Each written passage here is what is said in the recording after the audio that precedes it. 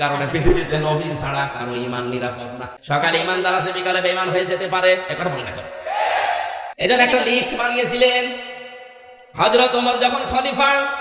মাঝে মাঝেই হুযায়ফাকে ডাক দিয়ে বলতেন, ভাই নবীজি ইন্তেকালের আগে একটা লিস্ট দিয়েছে মুনাফিকদের, যে মদিনাতে এই লোকটা মুনাফিক, ওই লিস্টের ভেতরে দেখো তো আমি ওমরের নামটা আছে কিনা।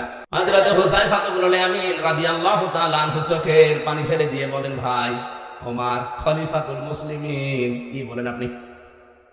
আপনার নাম মুনাফিকদের লিস্টে থাকবে মানে? হযরত ওমর ওই দিন বলেছিলেন, হুযায়ফা আমি নবীর মুখে শুনেছি এ দুনিয়াতে নবী ছাড়া কারো ঈমানই নিরাপদ না। কখন কে বেঈমান হয়ে যায় বলা যায় না। বিশাল আল্লাহর ওলি মনে হচ্ছে, ও বিকালে যে বেঈমান হবে না ওর কোনো গ্যারান্টি নেই। কথা বলে না কেন? আমি তো নবী না, আমার ঈমানও চলে যেতে পারে। সুতরাং দেখো না কেন লিস্টে আমার নামটা আছে কিনা, যদি থাকে তাহলে এখনো আমার